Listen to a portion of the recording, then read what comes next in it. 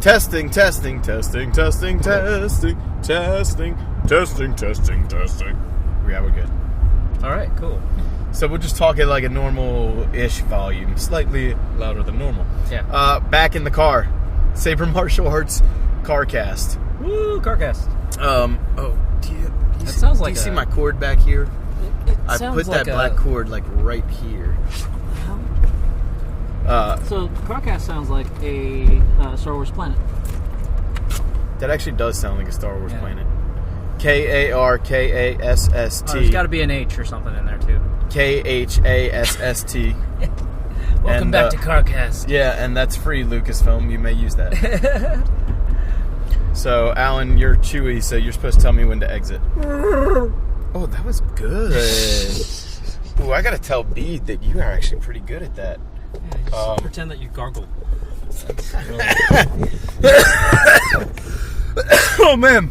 Oh, no. That was funny. Okay. So, yeah, we're in the car on our way back to the airport for Alan to go back to Phoenix from Ann Arbor, Michigan, from the Terra Prime Light Fencing Seminar. Yeah, the Activation Workshop. Activation Workshop, thank you. And USA Light Fencing. Yes. Don't get it twisted, my people. Yeah, USA Light Fencing is the thing. Terra Prime is the school. The purveyor of goods, as it were. Yeah. So we got certified or are in the process of certification. Mm-hmm. There's some little paperwork and such. Yeah. But, excuse me. That's chimichanga. All weekend long, guys. All weekend long. Both ends. Yeah. Yeah. In the Karkasst, you get the unfiltered, and that literally means all the gunk comes back up. So we were spent a lot of time training and fighting and judging and refereeing and all the things. Oh, sorry, gosh, R2's R2's all over. Let's just break it down because we got several hours here. Mm-hmm. All right, what are we breaking down? Most fun thing you did. Go. Most fun thing I did? Yeah, like just right now, if you had to call one thing out, what was the most fun thing you did? I feel like, I'm a fan of learning, so getting the instruction on how to play the game was really fun because we started talking about different techniques and those techniques that would work and how to make those techniques actually work better. Like, for example, spinning. Like, don't hold the blade in front of you. Start it in front of you, but before you spin, get the blade behind you. You know? Right. So that you can actually not so you have priority. And coming from a bunch of different fighting aspects without priority, it is an interesting. It's an adjustment to make. Yeah, it's an interesting adjustment, and but also is again with this I've also played with Conde Combat, so it's like I understand what the rules are. You know, in that of course the weapons are longer, but what I like about it is it does give you an opportunity to start doing things that you wouldn't normally do. Jumpers, spinners, flippers, as it were. And I mean, I'm somewhat of a conservative fighter usually, so I try to conserve, my strikes. So getting used to pulling back to create priority for myself, to be able to get my weapon hand behind my head is a huge adjustment. So I enjoyed the fact that I still had fun even though it was difficult for me at first. So I agree that my favorite aspect had to do with that, but it's a little more or a little less a little less heady. I just really enjoyed that we started out with spinning techniques and feints. Yeah. Because selfishly I want to do the fun fancy shit first. And that's just because sometimes it gets boring just playing sabers back and forth. Mm-hmm. So I like drills with objectives, and right. then when the objectives are right out of the gate, gonna warm you up, gonna make you smile, gonna create some little creative moments. That's what I liked. So, just to kind of make it a little more heady, maybe, I enjoyed the fact that once we started the actual like bouting and refereeing, etc., we didn't stop. We just kept going. Okay, who's up next? Who's fighting next? And did you ref yet? Did you ref from this side yet? Did you, right? Or judge, rather. Mm-hmm. So I enjoyed the constant motion of the weekend. We really didn't have a down moment the whole time. So right. The clarity, too, was really good. Like, the difference between hit and halt, between, the difference between a ref and a judge, right, was kind of cool. Like, the judge only has to say hit, and then the ref is the, basically we call him a head judge, right, but the referee is actually the one that stops the action by saying halt, right. And we had a ton of questions for Chad, and to his credit, he actually went, let me think about that. Okay, this is what he didn't just like blurt out an answer. Right. And he just went, he actually was very meticulous in like, this is what we did in the past. Maybe we can do something different in the future if that's confusing. So that was awesome. Well, he and we, and seemingly some of the people who were there, had a little bit of experience with other martial arts tournaments, so these types of things have already come up before, and when he would hear us ask certain questions, you could tell he would go, oh, that's right, because they, and now he's thinking like, oh yeah, that's right, because I've seen that in a tournament before too. But the pacing of traditional martial arts tournaments was there. No putzing around with your gear, no where's this person's saber? We thought we had a saber, running all around the room to try and find it. No, it's like, who's up? We're going. Come on. And during the fight, there's no like, well, what did you see? What did you see? What did you see? You might ask for clarity, but if you don't have an answer in 5 seconds, we're going on. Yeah. The judge or the ref just moving on to go into the next point. I mean, you have a 3-minute timer on these fights, but you don't need 3 minutes for most of them. Right. And most of them did not go to time. Very, very often, a minute and a half was like the average. Yeah. And that's 15 points. So that was the other thing that was interesting as far as pacing, because if you're scoring a lot of appendage hits, it's going to change how fast you get to that 15. Right. Which changes the pace of the match as well. Could also change how your opponent reacts, because you may hit them more times, but they hit you in more valuable targets more. Right. So they could win. Right. But even in other types of playing Saber, it's a way to legitimize certain shots and discourage other shots. Right. Well, maybe not discourage, but basically make you want a different target. Right. Like we were talking about hand sniping the other day. Yeah. And basically hand sniping in some tournaments that's how you get the points. Right. You just hit the closest target, which is usually the weapon hand or whatever, and that's how you get the points. But in this particular one, hand sniping gets you 1 point, but hitting higher up in the arm is 3, hitting the leg is 3, hitting the torso is 5, hitting the head is 5. So it prioritizes certain targets as far as points are concerned. But part of it too is, can you hit that target? Yes, but I can still get ahead. I can still get some points. But if you're scoring to 15 and all you're hitting is hand, you have to hit them 15 times. Or this is a cool aspect that we just learned about too, is if you score that hand hit and you hear the word hit, but Right. you haven't heard the word halt yet, you can do what's called a salvo, which is to go for a higher priority target and score more points. And score more points off of the hit. So there could be a strategy, which I hadn't actually thought about yet, to something like hand sniping or arm sniping or leg sniping, to where you're always looking to salvo afterwards. Right, which is another thing that I know I definitely have to work on, is not stopping after the first hit. I did it every time. I didn't go for a single salvo. Yeah, I have to, and even judging or reffing, sometimes you hear a judge say hit, and then you say hit, and you went, oh wait, I'm supposed to say halt.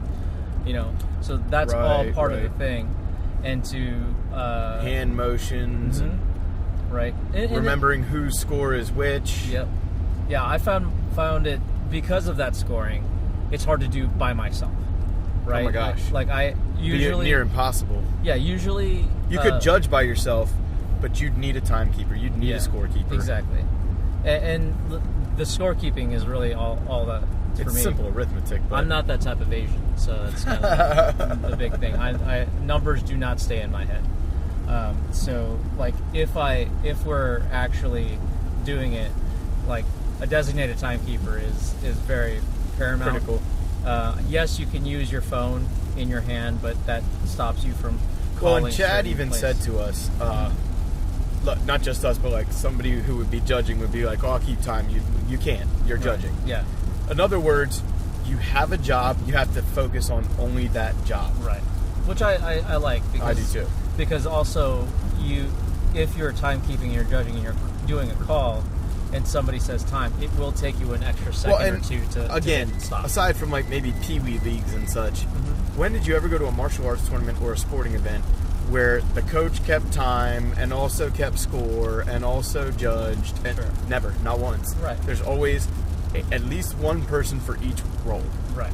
And if we, Chad, anyone wants any of this to be legitimate, you have to play like the legitimate sports play. Right. Meaning, you go to a karate tournament, let's say, and they have 3 judges, and one of them is in the middle as the head judge or referee, as this is called.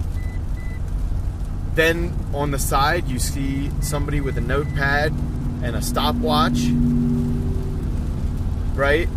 Or somebody with a notepad and somebody with a stopwatch, because I think, honestly, if you had a beeping timer, you could probably keep score and time it as the same person. Sure. But logistically, just let them worry about one thing. And this kind of thing also, you can get a lot more people involved, because you don't necessarily have to be a fighter. You could be somebody who is visiting or a parent of, a significant other of, could do some of these roles that don't require a martial eye. Right. But also, last thing we'll say about kind of the positive, because I don't want to say negatives. I do want to chat about some of the things that are maybe difficult for us to adjust to or what have you. And it's all based on the game, because none of these things are truly negative in practice. It's just a different game than what we've been used to for so long. Right. But one of the things I really appreciated is that Chad and we feel the same way. The goal, as you guys can probably hear the rain. Sorry about that. It is what it is. Not that sorry.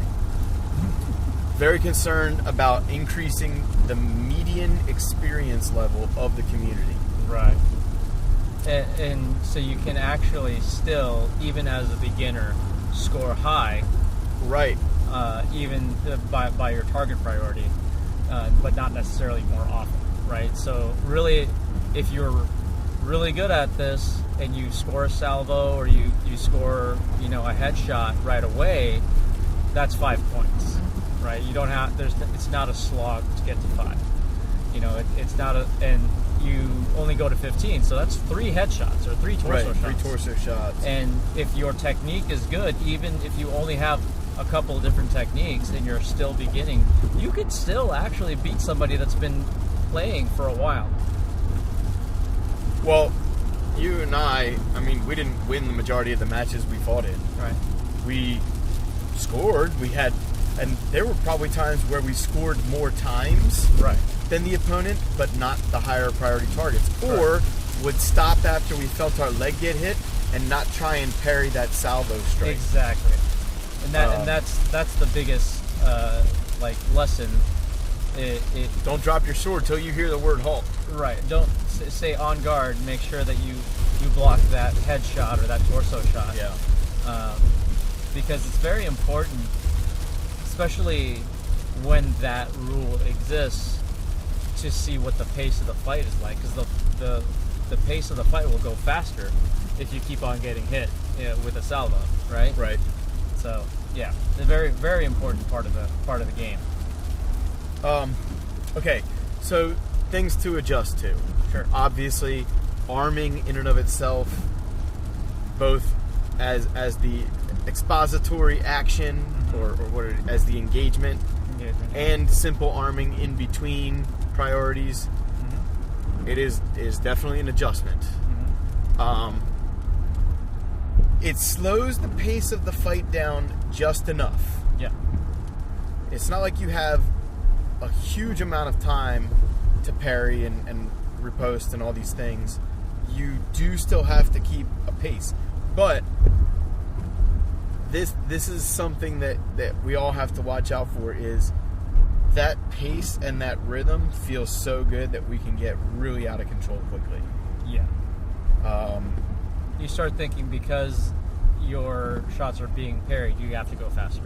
No, it's about sticky hands. Yeah. I mean, it's the same thing where you're just trying to maintain contact, but then when you strike, you're looking to expose that microsecond of the opening they gave you, and that makes the game so much more. Again, it requires a higher experience level because now you're trying martial arts on each other. You're not just trying to tap each other. Right. You are, but you're not.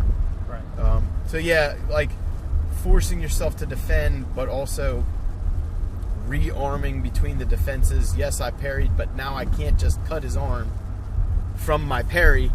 I have to still move the tip back behind me to go. Right. And while you probably heard me say even on this show before, like that I have a hard time with that, just after years and years of that being ingrained as telegraphing, which equals bad. Right. Coming at it from the angle of it's a game, and Right. I'm playing this version of the game. Right. It helps. It really just helps. Yeah. So, and that's a great point, is that we were taught it as a game, not in this is how you fight. This is the game. we already knew how to fight. Yeah. He said, take how you know how to fight, apply it to the game. Yes. And that is a different frame of mind or Yes. mindset that. But that was easier to switch Yeah. than actually my technique. Right. Exactly. You know what I mean? Exactly. and you knew when you didn't, right? Like, Yeah. or at least I did. Whenever I was like, that wasn't armed enough. Oh, Right. this is a thing. And I'm just so used to just counterattacking as soon as I parry. Right. You know, I have to pull it back and And actually double tapping, not Yeah. salvoing. Right. Double tapping. Right. I did it a bunch of times. Then this morning you kept doing it. Yeah. And then eventually that never translated into salvoing for Right. either of us. Right. Yeah, because we kept on. Again, a lot harder than it sounds. Yeah, it right. is. It is. And it's a very simple thing. And So many things to remember. one of the cool things about that is that the guys that made the rule had to remind themselves of that rule as they were doing it, and now it's a habit, right? Yeah, that was cool. The chat even mentioned that. Yeah, it's like he and Frank had to yell salvo at each other so they can remember to salvo, right? Because you can definitely tell that he has playgrounded this rule set Oh yeah. with his students. They are very involved in. You just tell they're paying attention when he's talking about these things. They want to play the game correctly. Mm-hmm. But then they also mention he still does normal martial arts practice Mm-hmm. after Saber training on a lot of these days. Mm-hmm. So that's great, man. Yeah. I love to see it. Well, another cool thing. Again, we're singing the praises of our experience here.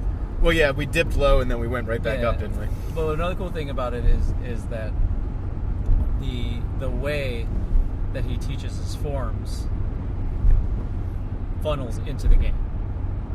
At least the first two, right? the first- Shicho and Makashi. Yeah, the first two show you how to play. How the to game. play the game. So it's very, And give you some really good martial arts practice, This too. is true. This is true. Because they're straight out of Chinese martial arts. Right, and the other thing about that too is when we play in the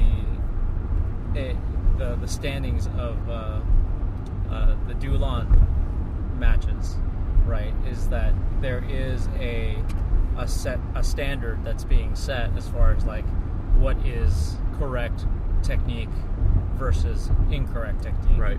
And like depending on the form, Sure. right?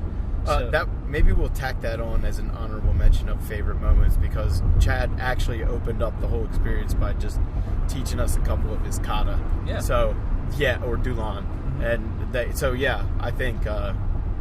Anyway, back to what you were saying. Sure, and that's what I'm saying though, is that it wasn't just like, hey, there's this thing. It's like let us show you what we're talking about, and then we'll go. Then you can feel it. Then you can feel it, and now that you have that in your body, this is how we play the game. Yeah. And it's a very interesting. He's a very good teacher.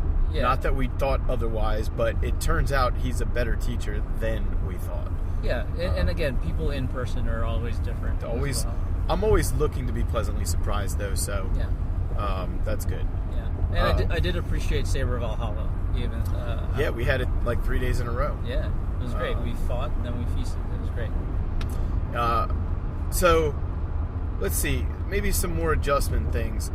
We talked about double tapping. We talked about we didn't talk too much about like interrupting the other person's attack. Now, there is a mechanism for it within arming that if you're faster to arm than the person who's arming, or especially in an engaging arm where they have to do a slightly bigger motion to arm, if you can pre-arm before that, you can strike them first. However, during the priority exchange, in other words, you strike, I strike, you strike, I strike, we're looking for the opening, I cannot, do a strike at you with priority and during my parry, come to another target and strike you before you get me. Right. Which is something that's like a large part of our game. Right. In most saber fighting. Right. So that's a huge adjustment for me. I've done it. I did it many times today. Even we only fought a couple times today. Yeah, same. And it's also part of that too. Again, it comes back down to Reflexive training. Reflexive training, and the fact that both of us stop when we get hit, and we don't actually Right. follow up or follow through, because we don't know sometimes if that person is armed, right?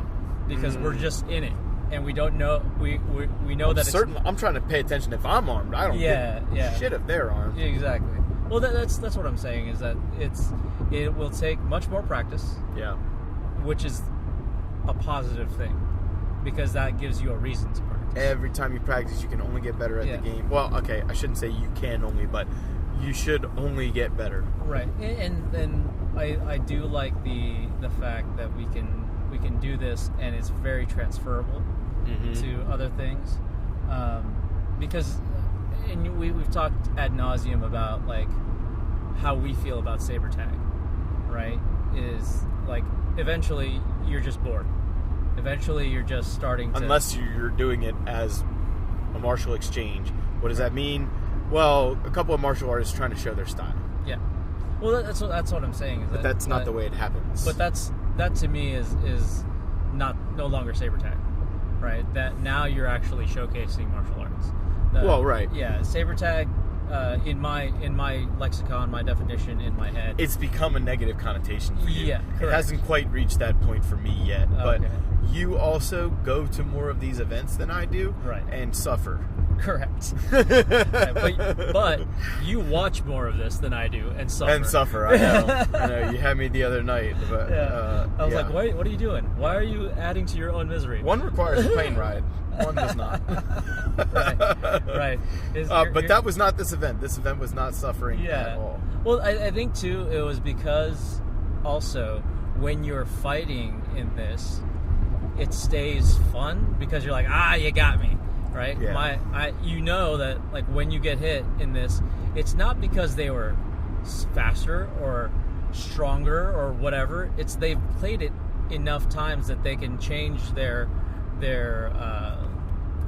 trajectory. They can they can get into the right angle. They've played it so many times and fought it so many times that you can see the experience.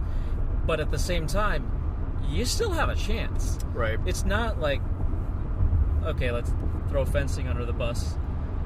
If you were fighting an Olympic fencer in fencing, they definitely have the advantage, right? Sure. They know their game, they know what they're doing, and all you know is that the tip has to hit them. Right?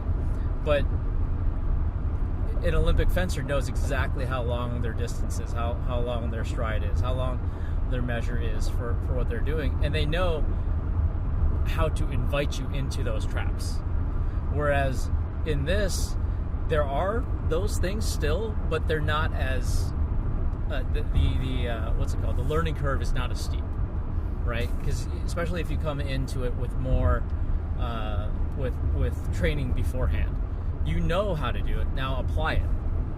You know, and I think that was the best way to describe the experience is like, yes, we know you have experience.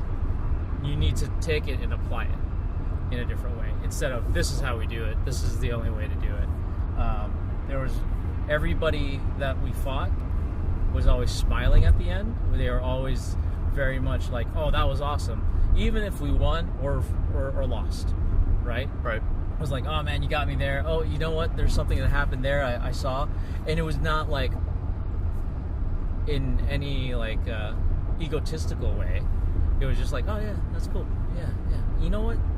Next time try this. And there was always like a pointer here and there that was just like, yeah, that makes sense because we're not really doing that. You know, can I do this? And they're like, oh yeah, here's how I do it. And at least in my interactions with everybody, it was always that was the one of the coolest parts too is he has a good community. He has a good community that was willing to share their art instead of keeping it to themselves or going get good. Yeah. They came out during the rallying. Yeah. Which I liken to like randori or just free sparring, just flow. Right. Flow sparring is what I meant. Right. I actually had no trouble adjusting to this concept, and the people that do it all the time had a little bit of a trouble adjusting with me to it, which was rallying is not about hitting each other. Right. It's not about scoring. Rallying is about keeping the exchange of priority moving as long as you possibly can. Right. For both of your benefit. Now, yes, you are going to move with proper speed and intention, move to targets that would appear open. However, you're still hopefully kind of guiding the person to parry that target. Then, okay, let's see. They're probably going to come to this one. Yep, there it is. I'm going to parry there. It's almost feeding each other the correct answer to the strike, right? But I think what people had a little trouble adjusting with, and maybe it's because I'm a new person and they had trouble adjusting with me, if that makes sense, like they weren't sure what they could and couldn't get away with, right? Is that they would try and hit me first. Yeah. I don't want to name names, but two people definitely, like when I was supposed to be rallying with them, I said a couple times, like, we're rallying, right? Like, we're not really supposed to be hitting each other, right? Right. One of them didn't really get what I was saying. The other one was like, yeah, no, it's just my mistake. Yeah. That was my experience. Yeah, so that's an adjustment for everybody, though, like, because it is a competition. In essence, you want to score, right? But this is the drill. This is something that everybody, any martial art, any sport, has to be able to separate that drill from the actual, or one drill from another even. Correct. Right? Because free sparring is a drill too. Right. But with a different objective and a different vehicle for exposure. Correct. So, the rallying is probably just so physically engaging. Yeah. Anyway. I feel like that, like, you could talk about it all day long, but until you do it, it is one of those exercises that just gets you in the mindset of what we're trying to achieve. And that's the purpose of it, right? Yeah. The mindset and the body mechanics. Yeah. Warm them up. And not like, when we started doing it, I was like, you know what? That was on me. I missed that period.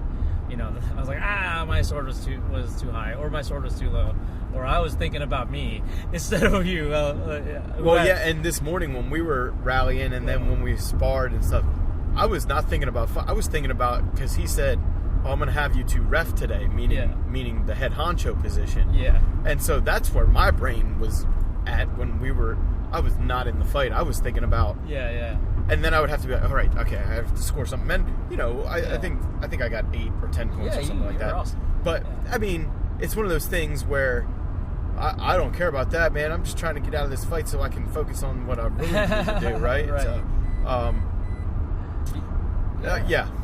It was overall positive experience. I would agree.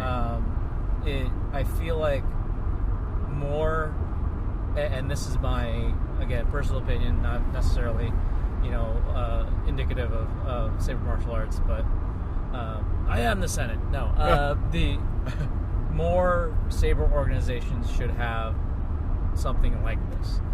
Now, Courtney in Virginia, they're going to have Saber Praxium, which is another word for academy. Those of you Star Wars nerds out there, and basically he has guest instructors. I think what was really cool about this is that it wasn't just like, hey, come try our stuff. It was like, this is something you can get certified in. Right. This is something that you can, take with you if this takes off in 10 years or however long it takes to get 75 countries to do it, to be in the Olympics or whatever. I don't know. Well, to be in the Olympics, but to just compete on the international scale, you just have to have a Team USA. Correct. And that's what we're trying to do. That's what I was getting to. From the big picture to the small picture, we technically have a Team USA. We just need to get to France, right? I mean, technically, we're on it now. Yeah. Well, yeah. As certified combatants, judges. By we, I mean like anybody that wants to do this. Right, yeah, no, right. Yeah. You could, and they did at the Capitol Clash last year. Although it wasn't like Team USA versus anybody. It was just, hey, it was try light fencing with Team USA. Yeah, and it was a national tournament, right? So you have nationals, you have internationals, and you have all these things. But this is what I mean is like, if we are to eventually grow as a community in sabers, you do have to have certain certifications. Now, I'm gonna call out some people here. The Saber Legion has certification for fighters. I'm sorry, they don't have certification for fighters. They have certifications for judges, I believe, and definitely directors. So that's cool, but it's kind of like a what's the best words I use? I don't know. Correspondence course. You're on this one yourself. Yeah, it's like a correspondence course. You do that, but then you also have to log in so much time in your actual charter and stuff like that. So, awesome. That's a good start. But I don't believe you have to get certified to be a fighter because they want, inclusivity. Anybody can fight. But we want to have trusted judging, trusted things. So, again, kudos to them. That's how their organization works. As far as I know, I believe you have to actually get certified in light speed. I'm pretty sure. But I could be wrong. You might have to just do it, and understand the rules.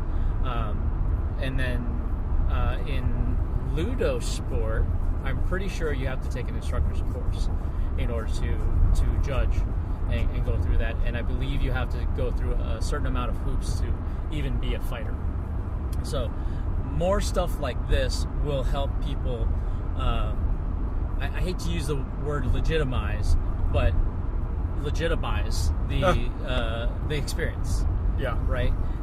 For this particular thing, we went to be certified. We went to go, hey, let's take a look at what this is, and we enjoyed it. We had fun, and we said, you know what, this means that we would like to do this further. Now, this doesn't mean we are going to stop anything we've ever done before. Right. This is in addition to. Exactly. And this is one more event you could enter at a SMAF event. Right. This one just has another service that we could actually provide. That's true too. You could get certified as a combatant at these events because we can actually certify you combatants. Yes. With our certification. Correct. Which is a huge bonus for the two of us for sure. So that's awesome, and if you're interested in that, please come to an event and let us know. Yeah. Because we'd love to help you out. And once Chad gets back to us on how that all goes about, we can start telling you. Now, excuse me. I preempted that one. Nice. Let's say you come to a SMAF event. There may be a little more red tape involved in entering a light fencing category. Correct. That is not because you are inadequate in any way. If you've already come to SMAF events and let's just say for gear requirements. You're right. Because for me, and for you just use more gear, but you never required tons and tons of gear, right? Right. But because this is under an international governing body, right, we have to go above and beyond on gear requirements. Correct. So if you're going to enter an official light fencing division, we'll say, at a SMAF event, we will have to upgrade the gear requirements from our normal quote-unquote Saber tag categories. Correct. You'll still be able to compete in most of these events with the baseline gear, fencing mask without the back of the head protector potentially, or just the gloves, or just a chest guard, right?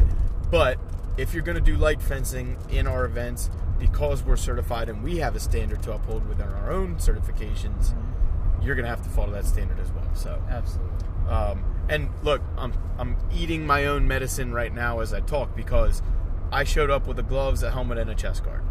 Right. And I had to wear all the things. Yep. By the way, I hated it.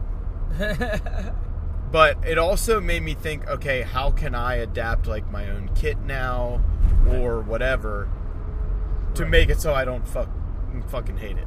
Right? Okay. I forgot this is an unfiltered episode. Yeah. But if that's the case, right, there are easy solutions. There are, and I just have to suck it up, Fode, right? And that's okay.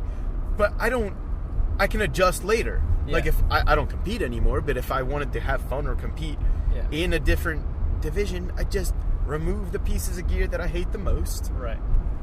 And keep going, right? Because, again, it does come down to your comfort level in those other categories. But I think it's neat to offer something else. Now, they do have a or a kata division, which is something that we actually have rule sets for already. But this is just under the international governing body of fencing. That's the difference. Right. And that's the cool that's thing it. Too. Is you don't have to change anything we're doing. Right. We did specify or ask for specifications, what if somebody does this? What if somebody does that? Oh, that's actually cool, but it has to be done in a specific thing. I made the comparison to gymnastics, a floor exercise. The men's exercise, there's no music, but for the women's exercise, there is. Right. And there's a whole thing about. Well, and in karate tournament, he mentioned that you couldn't use any copyrighted music in the fencing competitions. Right. But in a karate tournament, that's not the case. So at a SMAF event, we could still have a kata division that's not a light fencing purview, right? Right. He said they don't have a team division yet. Right. we could do a team division. Right. It's not under the light fencing rules. However, we could still have light fencing dual-on division where, you said something that made me think of this. Fuck it. Brain fart. Gymnastics. Oh, yeah, where, okay, if you want to add the music, go for it, right? Okay, yeah. Like, okay, you can't do it in this one because we want to be able to share these videos on the FIE Right.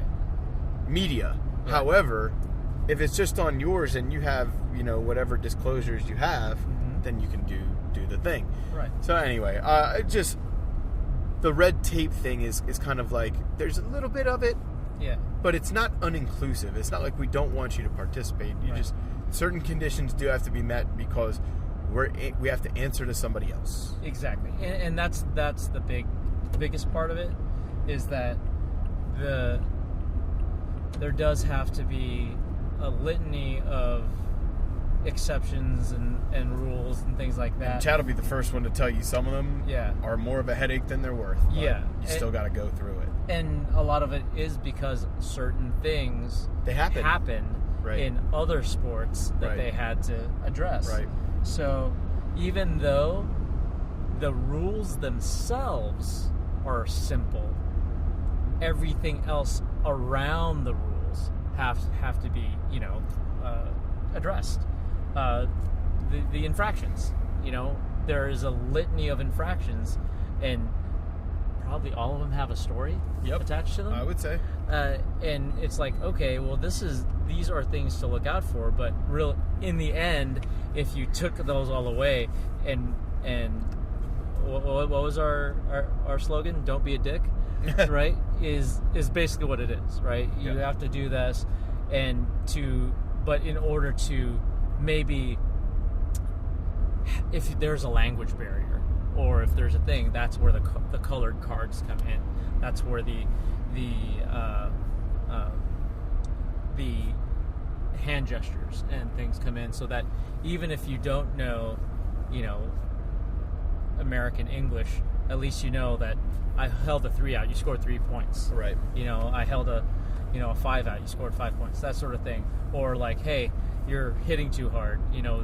It's like a whole thing. And there's certain words that are super simple, hit, halt, that are pretty much universal. But you have to remember both of them. Yeah, and if you are the ref, you say both of them. If you're the judge, all you have to say is hit, right? So it's a lot of that. Oh. And part of it was us like learning how to do both. Or I'll be honest, there were a couple times I was caught with my pants down watching the fight and not remembering I was an official. And that's the martial arts nerd in me enjoying this new version of what I already knew. I was becoming a fan on the spot. Right. And that was so refreshing. Yeah, and it's very good. Now, shout out to Commander. What's up, Tony Negron? Oh yeah. He has done also rule sets with priority and all that stuff.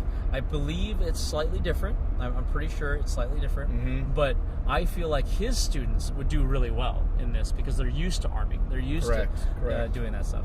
And so it might be super easy to just take what you know and apply it to the game, right?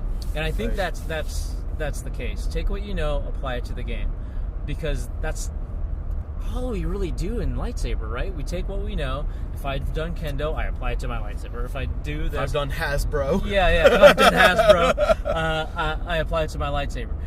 But a lot of the different martial arts, there are certain martial arts that are a little bit more akin to this type of thing. So like a stick fighting, right? Cane fighting from France, the Con de Combat is very much you have to go over your head. Right. With the tip has to go past your head in order to do it. So that's very much a thing. I'm pretty sure my Chinese Dao, my Tiger Tornado broadsword form, which basically is a single bladed one-hand weapon that just wraps around the body over and over again. That's all I fought with today. Right. Was those techniques. So it basically is one of those things that I might have a harder time if I was a kendoka, right? Because as kendoka, your sword is in front of you. Your sword is in front of you all the time. I did try that style, that guard, a few times. As an opening action, it can help because you can move the blade out of the way or things like that. But it does not game as well as some more of what you're talking about. Maybe Polish Saber would be a great Polish Saber because Molinets are built right into that. Fencing, however, might have a harder time, like Olympic fencing, because again, your sword is always in front of you. Right, and it, like you explained this to me the other night. Right of way is more your body, than arming, which is the weapon itself. Right. Now that was my second point. However, you understand right of way if you fence. So your parrying would be great, but you get the priority thing. Yeah, you get the priority thing, but it's harder to score a point if you're not used to bringing that tip back, right? So that's very much a thing. There are a lot of different martial arts and a bunch of sword forms. I feel like if you do longsword, like German longsword or Italian whatever longsword you do, it will work, but you do have to make adjustments. You again take what you know and apply it to the game. That's the whole thing. I feel like people find a better way. We just passed a building that says that. So if we are going into this and growing as a community and trying to build a community, I feel like the more tools that we have in our belt, the easier it is to get people involved and into things. Just like you said about the scorekeeper. The things that you want to do. I'm talking to you, the listener, you, the saber practitioner, you, the taekwondoist who likes to play with lightsabers in their spare time, or you, the karate student who's got a katana class every Friday night with Sensei Joe. We're talking to you too, because if there's things you want to accomplish within the community or within your community, this is... other versions of it becoming legitimate is not a detriment to you. Right.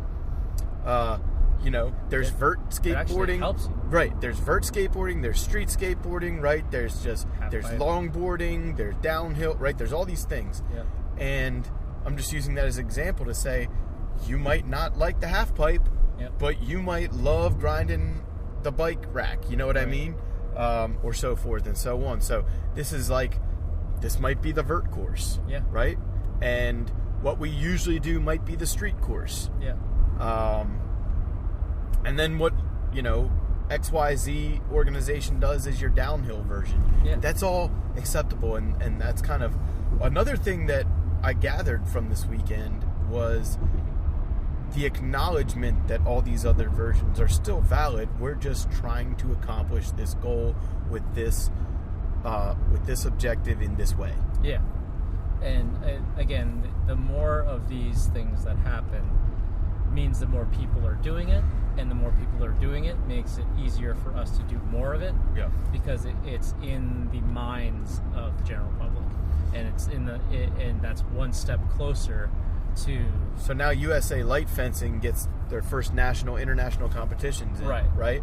So then let's just go XYZ Saber School, their version of fighting, a little more widely acceptable to the public at large, if they've already seen this version of it or that version of it, right?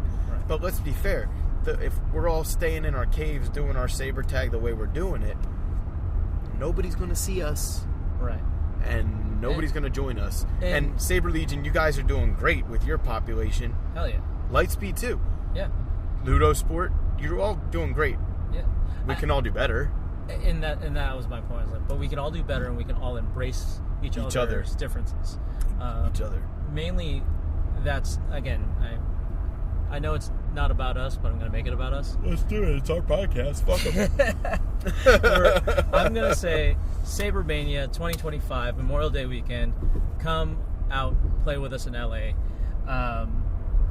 If you've done light fencing, if you've done choreography, if you've done any sort of, hey, I'm holding a lightsaber, check us out. We'll have a division for you. And let us know sabermartialarts.life. Yep. A master vetable at phoenixsaber.com. Reach out. We want to hear from you. We want to make sure that. Oh, I'm sorry, I didn't give your email. Oh, it's all good. Saber Ma Outreach. Saber MA Outreach. Yeah. Gmail. So, the thing is, if you want to play more Saber, if you want to play different games with your Saber, please get out there. Yeah. A step out of. How about this? Step out of your comfort zone. Well, I think a lot of it too, Alan, and like me, I like play fighting, practice fighting. Yeah. I don't like competitive fighting. Right. Myself. Right. I love watching it. However, if I compete, I'm really good kata competitor. I really pay close attention to my competition, how I compete for kata. This could be a return for Fode to competitive martial arts. Yeah. You know what I'm saying? Yeah. And like I've done traditional forms and creative forms with my lightsabers before. I've always wanted to have SMAF events with kata and dual-on competitions and things. So I think this is just one more way to make maybe like traditional martial artists, give them an avenue if they don't want to spar, if they don't want to fight. Right. If you're just a Saber nerd and maybe you know TPLA's dual-on already, maybe you've been following them for years, maybe you're one of his learners in exile or something, or you've learned from Alan years ago or whatever, you know me and we've done a holocron before or something. You can do these things and not have to fight. Right. It's always been available, but I feel like most of the events we've had before, everybody was there to fight. Right. But it's starting to change a little bit. Yeah, and I think that's one of the things too, is a lot of people, on that note, a lot of people that do saber spinning, they do great, they are awesome, but they tend to not compete in spinning, if that makes any sense. Right. It's always like, check out this new spinning video I made, awesome, but can you show up on the day of? Right. I think that is really a good. And that's a tough thing to like contestize, if that makes sense. But it can still be done. And I was thinking like, well, you could have like spinning almost be a division of kata itself. Exactly. Where you still have to have. That was going to be my point. Because Chad mentioned something about like having to have certain in the Form 7 dual-on competition. Right. Having to have certain boxes checked, even though the level of creativity was at its highest. Right. So if you're spinning, you might still have to have, you have to have upward spins, X number of those. Yeah. Downward, you have to have a certain number of figure eights or around the bodies or this and that. That's great because they have tricking competitions. Yes. They're very open. Yep. But it's just like a breaking competition where you've got to re-up. Yeah. You've got to show, and you can't just do the same thing over and over again. But certain skills do have to be checked off. It is certain a checklist. Skills have to be checked off. It's a checklist, but one of those checks is creativity. Right. You know what I mean? And I think that's something that we would love for people to go. But it's hard to, I don't know, maybe it's a mental thing where okay, hey, I'm gonna go across the country to go spin my saber. What? You're like, oh, there's a competition. But if you said, I'm going to go across country to compete in the kata division of a karate tournament, people wouldn't think twice. Exactly. So we're just trying to make them because to us, it's the same exact thing. Right. We're trying to make everybody else see it as the same exact thing. And I say we, including Chad and TPLA and all these people who are involved, Faisal and Cedric and all these people. Yeah, but that's the thing is, I feel like in a lot of this stuff, we love what we do so much that I feel like people should want to. We want other people to love it with us. Yes, and that's really it. So one of the funnest things that we did at Saber Valhalla, we watched Battle of the Nations. Oh my gosh, yes! Right? I forgot about Captain America. Yeah. So if you don't know what Battle of the Nations is in Europe, armored night fighting. So what was it? 44 countries or something like that. A ton of countries basically get up in full plate armor and steel weapons, and they beat the holy hell out of each other on big fields. And Fode really wants a armor set like the USA guys because they're basically wearing the American flag underneath full plate armor, and then we pointed out like just the notion like the U.S. wasn't even a thing at the time. Yeah, like, it's about 800 years or more. Too early. Yeah, where's my beaver cap and Bowie knife? Really is but yeah, that was tomahawks and loincloths. Yeah. But these guys were awesome to watch.